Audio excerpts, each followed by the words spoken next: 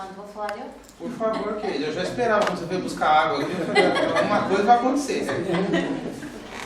Assim, resumidamente, porque não vou estar para aqui a falar muito. Ah, não? Não. Acho que tenho que dar a oportunidade para as pessoas, não é?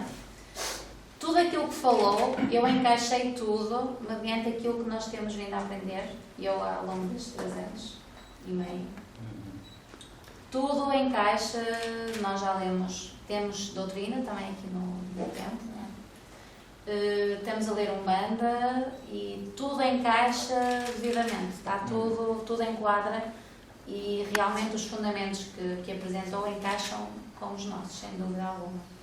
Para mim não é novidade nenhuma, é ter a certeza de que realmente é este o caminho e que é assim. Foi um reconfirmar, não preciso, mas pronto. Se alguém tiver dúvidas, para mim, estão mais que esclarecidas hoje. Porque para assim, mim é isso. A espiritualidade, ela abre, por exemplo, tem as particularidades de cada casa, como Exatamente. a gente falou. Aí o que acontece? A espiritualidade, ela é muito sábia.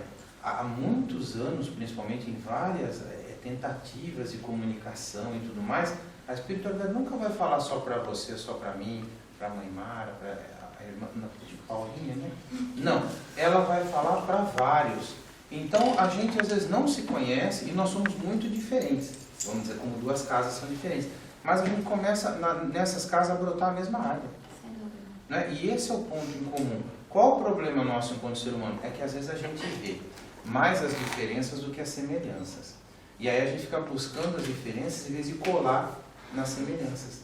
Isso acontece muito na Umbanda. Quando a gente vê visitas em casas, por exemplo, eu não vou participar da gira de sábado porque eu não estou aqui.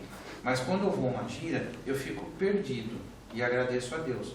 Porque a forma de bater cabeça, o ponto, tem as diferenças. Então, eu fico observando, quando não sou bobo nem nada, como os irmãos fazem. Eu procuro fazer errado, é certo, geralmente é normal. Mas assim, tem muita gente que eu já vi me entristece, que vai visitar uma casa, vai a uma festa, e aí começa, lá, eles cantam assim. Lá, é diferente. Quer dizer, em vez de curtir a gira, participar, você visita, inclusive naquele dia, que coisa gostosa, né? Sendo acolhido, você fica vendo meio que para apontar o dedo. Eu acho que esse é o principal problema do ser humano, sinceramente. Para mim, como, pronto, em tudo que eu tenho vivenciado aqui junto da mãe, já este tempo todo, para mim o grande problema, eu digo sempre isto muitas vezes, é não olhes para o vizinho do lado. Olha para ti. Sim. E só para ti, porque o caminho é teu, não é do outro. E esse é o grande problema que eu acho que existe entre os irmãos e gentes e o que seja. Mesmo rivalidade entre as próprias casas. Sim. Que existe. É absurdo isso. Porque é o apontar, é o achar que eu sou melhor, que aquilo está errado, o duvidar. Eu acho que isso é o principal problema que existe. E existe uma outra coisa que eu quero complementar, e quem quiser acrescentar, por favor, que é assim. A Umbanda tem uma particularidade, não só a Umbanda, o Candomblé, enfim, várias religiões, que é assim. Em algumas religiões, você tem uma formação tradicional acadêmica para se tornar sacerdote ou sacerdotisa. Na Umbanda, você tem todo um desenvolvimento, alguns chamam de iniciação, não importa o segmento, que não é necessariamente acadêmico. E as pessoas de fora, digamos assim, têm muita dificuldade de ver. Por exemplo, eu tive uma mãe, eu me mudei muito sempre, eu tive uma mãe que é praticamente analfabeta para o ensino formal, mas enquanto espiritualidade, além de ela enquanto pessoa, com os defeitos que tem, como eu, como todo mundo, ser uma pessoa iluminada, os orixás, guias e guardiões, pelo amor de Deus, eu fecho os olhos e dou a mão. Mas o mundo não entende isso, porque vai dizer, cadê o diploma dela? Recentemente eu participei de um debate na TV sobre intolerância religiosa em São Paulo, né? Tenho até o vídeo, posso postar. Ele está no YouTube. Um programa, foram 45 minutos. E houve um momento em que um sacerdote de determinada religião perdeu a paciência com uma líder do chamado Umbandaime, né? Que é um Umbanda que combina o Santo Daime, é um segmento. Muita gente critica, eu respeito, não estou aqui para criticar. Mas o que aconteceu? Ele perdeu a paciência, ele se traiu. Ele estava educado o tempo todo, de repente ele falou para ela assim, quanto tempo a senhora estudou para ser sacerdotisa? Eu tenho 7 faculdades. Aí foi o fim do diálogo. Aí ela foi falando sobre ética, sobre o amor, com aquela simplicidade, uma senhorinha pequenininha. Ele percebeu que ali não tinha mais jeito, né? Então, depois ele pediu desculpas, aí ficou mais fraterno, mas assim, ninguém está discutindo faculdade ali, nós estamos falando sobre diálogo e o tema era intolerância religiosa. Aí veja a intolerância como já começa. Eu tenho faculdade, você não tem. Logo eu sou melhor, você não é. Pronto, desandou a conversa, né? Desandou a conversa. Mas é isso mesmo. Essas características, eu repito, a gente encontra em todos os movimentos religiosos, filosóficos, etc., que estão mais antenados, não com as amarras, não com os dogmas, mas com a fraternidade. Muita gente pergunta sempre para nós, em palestras, bate-papos, assim, por que tem muitos homossexuais na Umbanda e no Candomblé? Será que isso tem a ver com a energia de orixá? Eu falo, não, é que a gente não desencapeta, porque a gente não considera o irmão homossexual como capeta. Chega-se aqui e recebe sacramento, recebe passe, e faz iniciação, faz tudo. E o que não existe numa casa é patifaria. E patifaria independe de orientação sexual. Não é? Pode acontecer entre hétero ou homo, não importa. Então isso que não se tem numa casa. Não se pode confundir as coisas. E aliás eu quero... Alguém quer falar já? Algo? Quer falar? Diga, Paulo. Então beleza. Que é assim, tem um jogo que eu faço num texto que está num outro livro chamado Umbanda, Um Caminho para a Espiritualidade, que fala da diferença entre sublimação e transcendência. E por que eu faço isso? Porque nós não vimos há pouco que a Umbanda cura, trata, respeita o corpo e a mente e o espírito. Muitos de nós, a gente chega de tradições familiares e espirituais que negam o corpo. Então o corpo é sujo, o corpo é pecado, né? Aí a pessoa fica com aquilo na cabeça. Tá, então aí por isso que eu falo de sublimação e transcendência e dou o exemplo dos pretos velhos. Vou falar primeiro do corpo e do desejo, depois dos pretos velhos. Então, dou um exemplo. Digamos que alguém esteja aqui, antes da incorporação, ou um cambone ou um ogã. Aí aparece na assistência uma pessoa muito atraente, seja do sexo que for, da orientação que for. O que a maioria das pessoas fazem? É sublimação. A sublimação é, ai meu Deus, eu não posso olhar, ai meu Deus, eu não posso, ai meu Deus, eu vou cair em tentação, ai meu Deus, né? Aí pede ajuda para Xangô, não vai dar certo, não vai dar certo. Não, para Xangô. Então o que vai acontecer? Isso é a sublimação. O que é a transcendência? Como a mente da gente se comporta legal e você não tem nem influências negativas daí. Que é a transcendência assim, se fosse o meu caso, por exemplo, nossa, que mulher linda, ok, mas agora não é o momento de paquerar, vamos embora cantar o ponto. Quer dizer, eu não neguei a realidade, é linda e ponto. Só que a transcendência significa ir além. A sublimação é eu colocar embaixo do tapete. Eu não coloquei embaixo do tapete. Primeiro que eu não enganei a minha mente, eu admiti que é linda. Só que eu também admiti que não é o momento. Então se eu quiser ver essa lindeza é depois, não é agora. Não é? Então isso tem que ser claro. Agora eu jogo isso para os pretos velhos. Às vezes a gente ouve assim, que os pretos velhos sublimaram a dor. Quando a gente sublima a dor, em algum momento ela se manifesta. Eles não sublimaram, eles transcenderam. Eles foram além da dor. Eles sentiram dor, muitos sentiram raiva, tristeza, revolta no desencarne, mas eles foram muito além. Por isso que eles são modelos para nós. Porque a gente espera um dia além, né, também de todas as dificuldades que nós temos, dores, raivas, angústias e por aí vai. Não é? Então são posturas que a gente pode ter no nosso cotidiano do terreiro, essa transcendência na sublimação. A sublimação é assim, um outro exemplo só para a gente pensar. Se eu estou num autocarro, num ônibus, né, e eu estou em pé porque está lotado, às vezes pode acontecer. Aliás, no Brasil acontece muito. Aqui também. Aqui também? Então beleza. Então a gente está lá em pé e todo mundo do lado. Aí alguém pisa no meu pé. Então tem várias posturas possíveis. Tem algumas pessoas que dizem assim, já quebra o pau. Não sabe nem se foi sem querer, se não é, já vai lá, arruma confusão. Tem aquelas, olha como a mente da gente é que dizem assim, não vou falar nada porque eu sou superior. Não, você é tonto, né? Ou está pisando no seu pé e você não vai reclamar porque é superior. E tem aquelas pessoas que têm a sábia decisão de dizer, amigo, você está pisando no meu pé. Aí a pessoa se toca e fala, desculpa. Ou então se o outro saiu de casa para provocar, está alcoolizado, sei lá o quê, eu tenho que ter a sabedoria de eu mudar de lugar. Porque tem gente que diz, não, eu não mudo. O lugar é meu, tá? Você fica ali, você apanha, morre e não sabe por teimosia. Há momentos em que a gente tem que mudar de lugar, sim. Deixa o outro governar aquele lugar lá. O que quer arrumar confusão, você desarma aquela energia negativa. Você vai para um outro patamar. Aliás, citando mais uma vez Jesus, né? Isso eu ouvi do meu mestre Reiki lá atrás, que é assim, aquela expressão, dar a outra face. Né?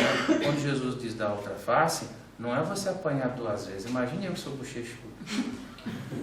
Quando Jesus diz dar a outra face, significa dar uma outra cara mesmo, dar uma outra energia para um fato. a pessoa chega toda nervosa. Tem gente que calma, e tem gente que é pelo riso, deixa o outro fala, é mesmo. Você desarma a pessoa, né? Tem gente que fala, tem gente que pirraça até, né? A pessoa, sei lá, tomou um café e fica brava, fala, viu, sua boca tá suja, a pessoa desarma. Então são estratégias que a gente usa, às vezes, para não entrar na energia do outro que está alterado. Quem está alterado é ele, não sou eu. Que contigo quer ficar, continue. Eu não vou entrar nessa energia. É dar uma outra face para o andamento da situação. Isso visando sempre ao diálogo e não ao conflito, né? Que é a briga, as situações. Às vezes é melhor virar costas e esperar que aquilo passe. Sim, depois passa, volta, um se arrepende, né? Às vezes a gente é muito duro. Há momentos que a gente tem que ser firme, e ser firme não significa ser duro. Falando de Oxum particularmente, eu costumo dizer assim, que a gente se pauta muito pela energia dos orixás, está certo. Então a gente diz assim,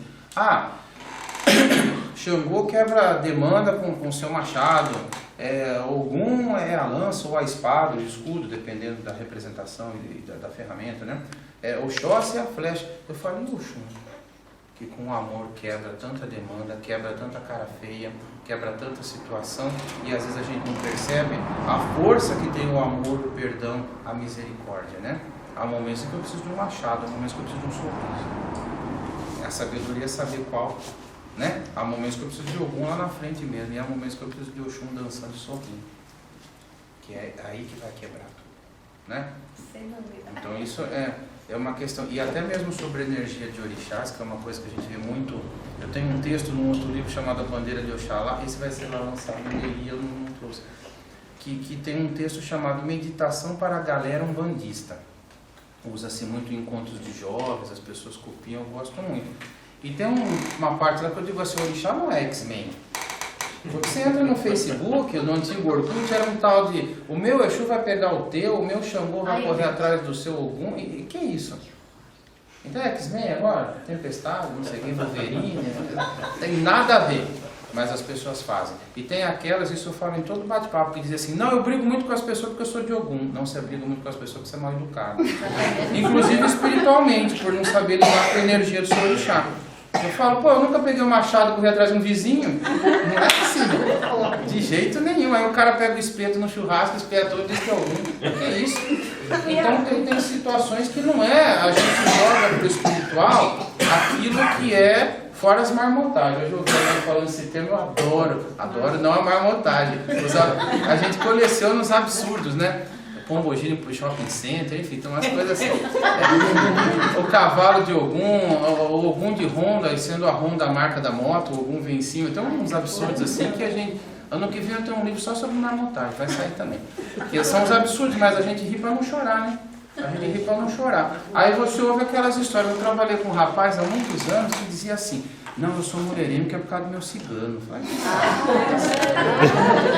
pra ver aí a tua cigana lá em casa. Quer dizer, é o absurdo. E o homem da cama também vem em casa. Então, são situações extremamente absurdas, mas que as pessoas jogam para o espiritual. Bebo muito com a casa da Plintra. Pois é, e por aí vai. Enfim. E por aí vai. Então são situações que a gente precisa observar para não cair nesses cacoetes espirituais, porque a tentação está aí. O padrão vibratório seu baixo está aí. Aí começa a ver essas maravilhas todas para a minha vida. O problema é meu, eu que cuido. Pera, problema é seu nada.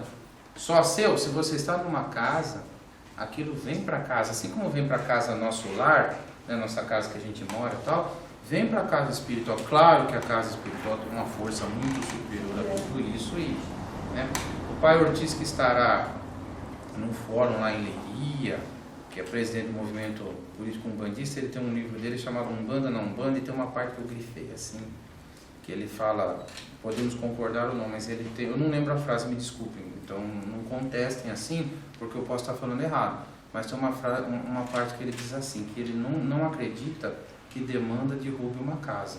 Agora, médium indisciplinado, sim. Médium indisciplinado derruba a casa. Porque se for um, já atrapalha. Se for um conjunto, pelo amor de Deus. E lembrando que disciplina não é camisa de força. Vamos dizer assim, quem joga futebol sabe da importância do treino. Por isso que nós temos jogadores ruins que vivem em noitadas e não se apresentam para jogar. A mesma coisa o médium. Eu não vou no desenvolvimento.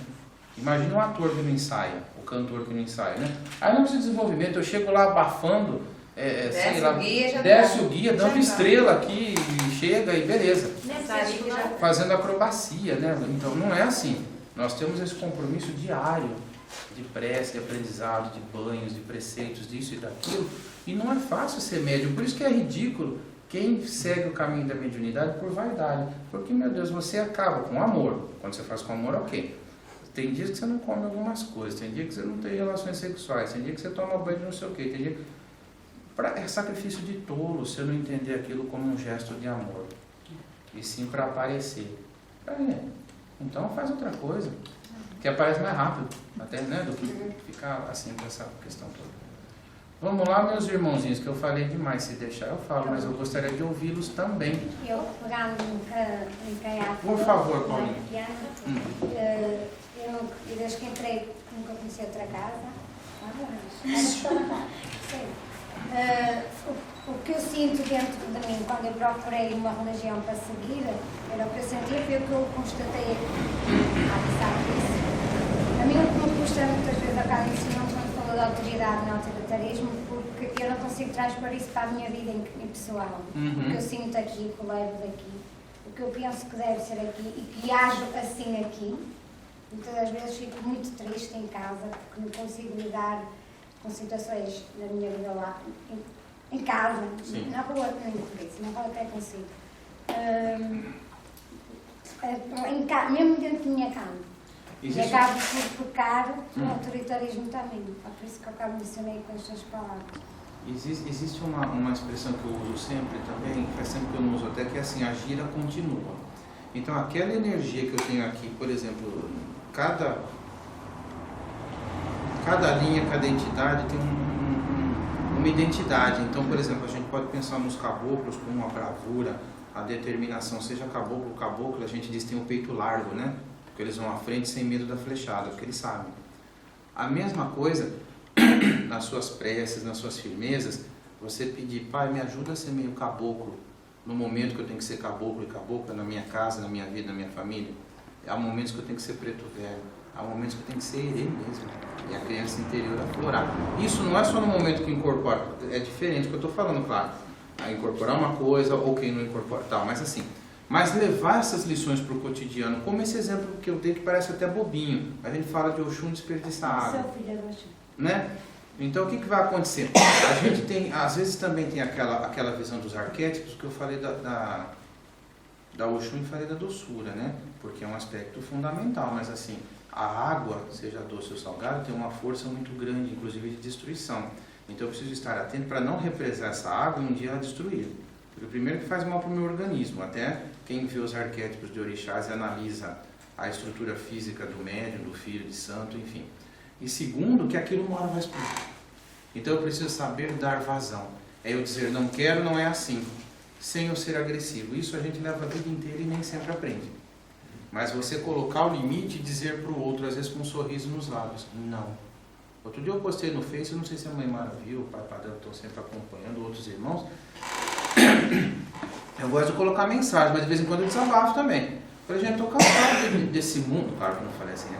Mas assim, estou cansado desse mundo em que todo mundo pode falar não, e quando eu falo não, o mundo cai. Quer dizer, por que eu não posso falar não? Eu falo não sim, em algumas circunstâncias, e me desculpem se ficaram chateados, porque não foi minha intenção chatear alguém, mas foi dizer a minha posição diante de um fato, de uma atitude, de uma situação. Porque as pessoas cobram demais. Ou então, isso eu estou falando até da minha vida pessoal, que é assim, o pai Mário falou, o Dermes é calmo até demais. Aí se eu chego um dia e falo assim, a gente trabalha, eu falo, pô, Paulinha, aí a gente diz, nossa, como o Dermes é agressivo, você viu, agrediu a Paulinha. Aí todo mundo tem gente que fala, eu não posso falar nem pô, Paulinha, porque as pessoas cobram demais da gente. E a gente precisa saber que a gente também tem um limite, igual o elástico, senão estoura. Então querem cobrar de mim? Vá no departamento de cobrança. Manda oficial, manda alguém. Não venha, né? A gente precisa dar esses limites. E dar limite, Paulinha, sejam pais, carnais ou de santos, sejam filhos, nunca é, acredito eu, estou dando minha opinião pessoal, a agressividade. Que isso aprende até com o professor, convivendo com os pais também, que é assim. Quando alguém diz, eu quero que você me respeite, já perdeu o respeito. Porque respeito não tem assim, eu quero, você conquista. E se você já está verbalizando, é porque você não tem. Eu não estou falando de você, Paulinho, estou dizendo eu pensando como professor, com os pais, as conversas que nós tínhamos, né? Então, conquistar esse respeito muitas vezes não é chegar falando em casa, é mudar posturas, é mudar atitudes. Mas de uma forma sábia, não como a minha amiga que ia largar o marido perdido no bairro lá e depois ia reclamar que ia ficar viúva. Porque aí não tinha jeito, estava ruim. Né? Mas o marido sobreviveu, os filhos estão grandes. Mas com certeza ele ainda esquece de pôr gasolina. Não resolveu o problema, né? Mas estão felizes lá. Quem mais, por favor, minha gente? Vamos sobre a própria. Se tiver alguma curiosidade sobre um